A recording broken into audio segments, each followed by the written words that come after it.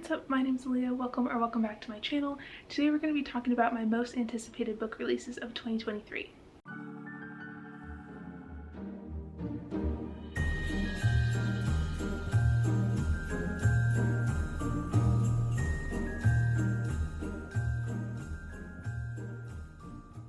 Now, if you follow me on Instagram, you may have seen this handy dandy little graphic that I made the other day of my most anticipated releases for the new year. However, those are all the ones I'm looking forward to. No, that's not what we're talking about today. We're talking about the best of the best, baby. We didn't come to play. So we're going to be talking about ones from this list and also one other one that I didn't put on there because there's no cover that's been released yet. So let's talk about that one first. And that would be the newest book in the Singing Hills Cycle series, and it's called Mammoths at the Gate by Neve Vo.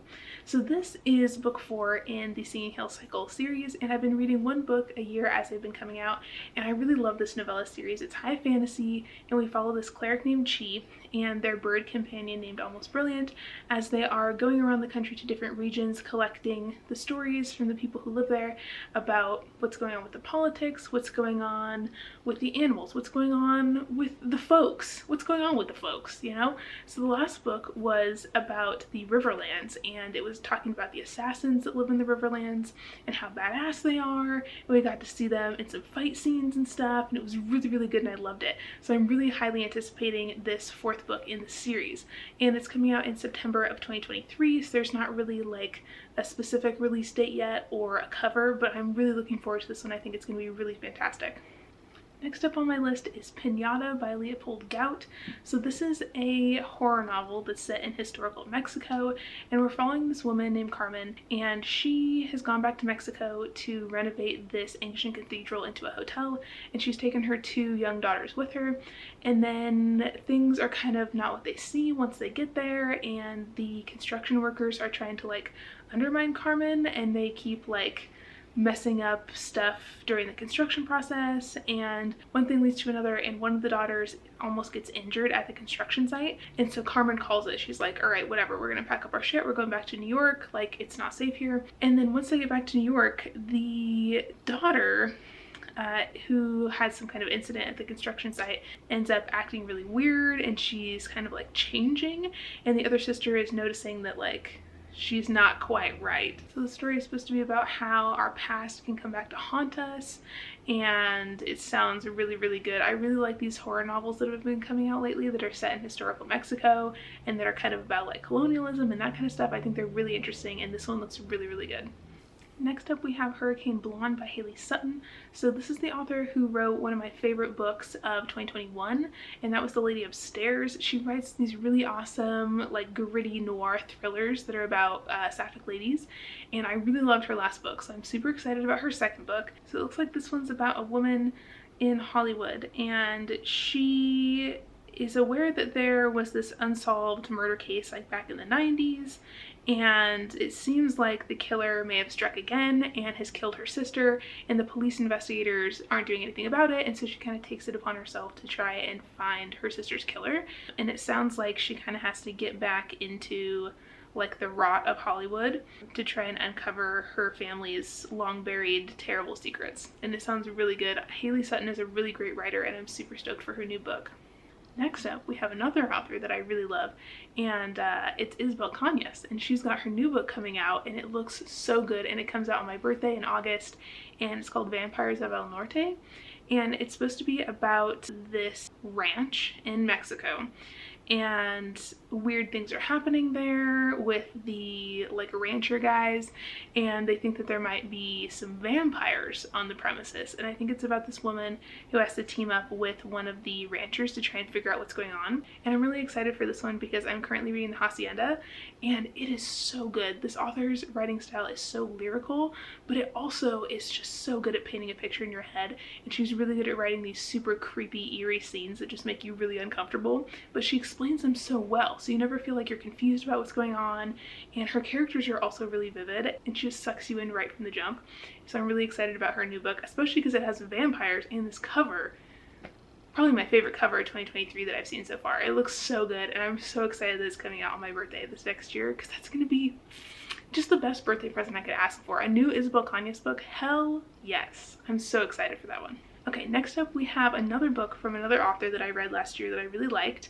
If you can't tell, I'm trying to find some more books by authors that I really liked last year, because I read a lot of things that I really enjoyed, but a lot of them were from debut authors, and now they're putting out new things in 2023 that look really cool. So this next one is Graveyard of Lost Children by Katrina Monroe. So this is the author who wrote one of the books that I read for my cottage gore video that I did on Halloween, and that was They Drown Our Daughters. That one was really good. It had this like really cool setting by the ocean, and there was this family of women where they were all being drowned by this like ghost girl who was in the water, and it was really creepy, and it was about generational trauma, and it was great. And so this one I think is similar, but it's about like children going missing. 2 hours later. Okay, so on Goodreads the synopsis says, once she has her grip on you, she'll never let go. At 4 months old, Olivia was almost murdered. Driven by haunting visions, her mother became obsessed with the idea that Olivia was a changeling, and that the only way to get her real baby back was to make a trade with the dead women living at the bottom of the well. Creepy! Now Olivia is ready to give birth to a daughter of her own, and for the first time, she hears the women whispering. Oh my god, that sounds so spooky. It says, everyone tells Olivia she would be happy, she would be glowing, but the birth of her daughter only fills Olivia with dread. As Olivia's body starts giving out, slowly deteriorating as the baby eats and eats and eats, she begins to fear that the baby isn't her daughter at all, and despite her best efforts, history is repeating itself. Soon images of a black-haired woman plague Olivia's nightmares, drawing her back to the well that almost claimed her life, tying mother and daughter together in a desperate cycle of fear and violence that must be broken if Olivia has any hope of saving her child or herself.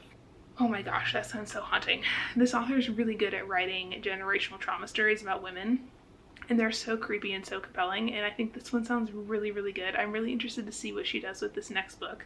And this whole image of like the creepy well where you can hear women's voices coming out of it is so cool. Oh, I'm so excited. Okay, next up is a book by Katie Robber, and this is book 3 in her Deal with the Demon series, and it's called The Gargoyle's Captive. And so this one, I'm really excited for this because it's following one of the women that was auctioned off in book 1 to a like monster man. And so this woman though is not like the other women.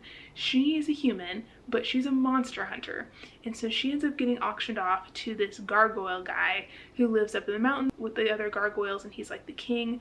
And so she has to go and live with him for 7 years because she signed a contract with the demons agreeing to do so.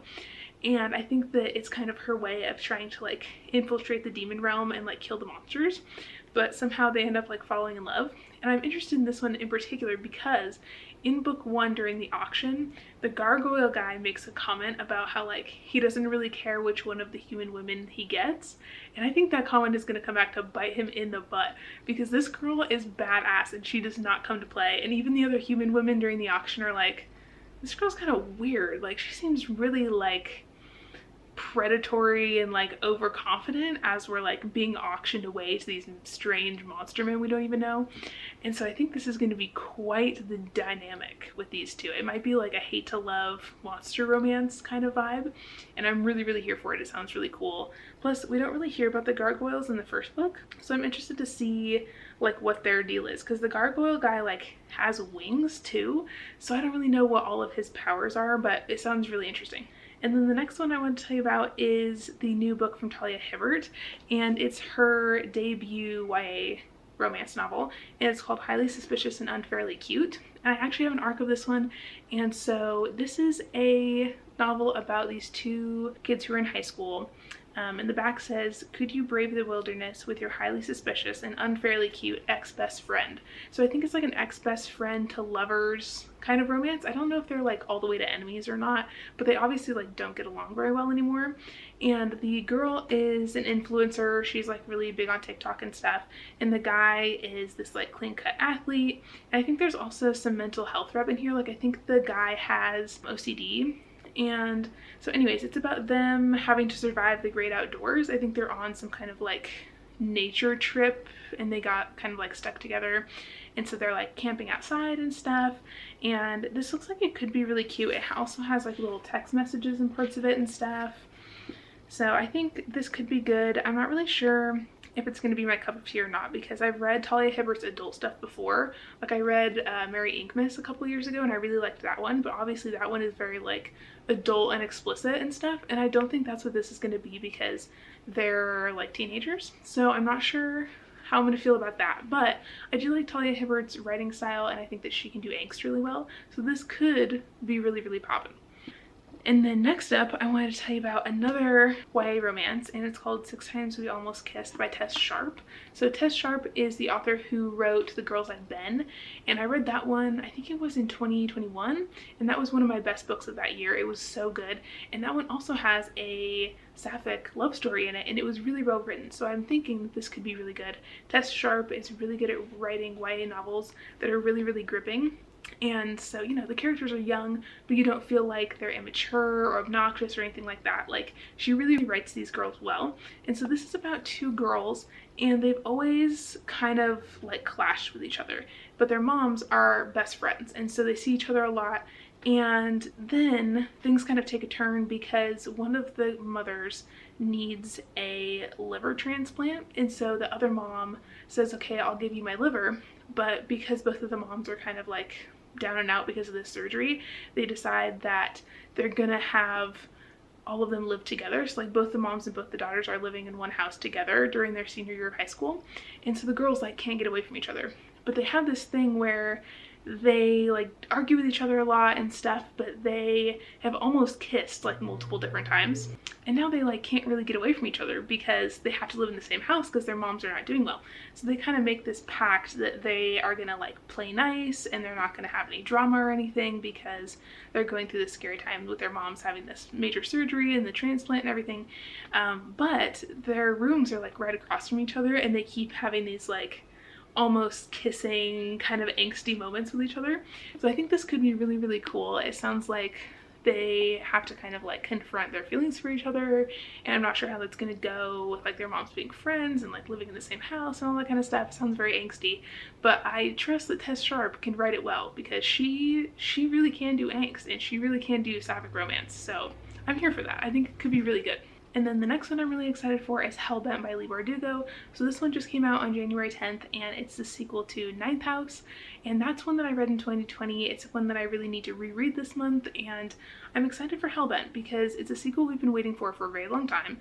And Ninth House follows this girl named Alex Stern, and she basically gets recruited by Yale because at Yale they have all these secret societies, and she gets recruited by the secret societies because she has this gift where she can see ghosts, and they really need her because the secret societies do all these like sketchy ass rituals, and during the rituals they sometimes do not like human sacrifices, but like kind of like cut people open or whatever, and the ghosts are like attracted to, I'm not sure if it's like the blood, the violence, or what, but they're attracted to that, and the ghosts can interfere with the ceremonies. And so they are basically like, okay, Alex, we need you to like fend off these ghosts while we're doing our rituals. And so she agrees because they're giving her a full ride to Yale, and she's broke as hell, and so she's like, whatever, I'll go and fend off your ghosts or whatever.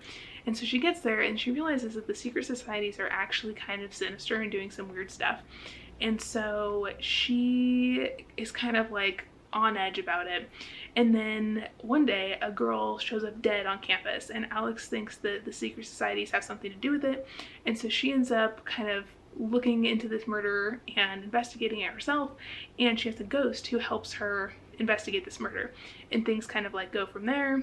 And book 2 is following Alex as she's going to hell because in book 1 her friend guy, whatever, some people ship them, I don't, but that's another story, he kind of gets like sucked into hell, and he's just there at the end of the book, like he was just like sent off to hell.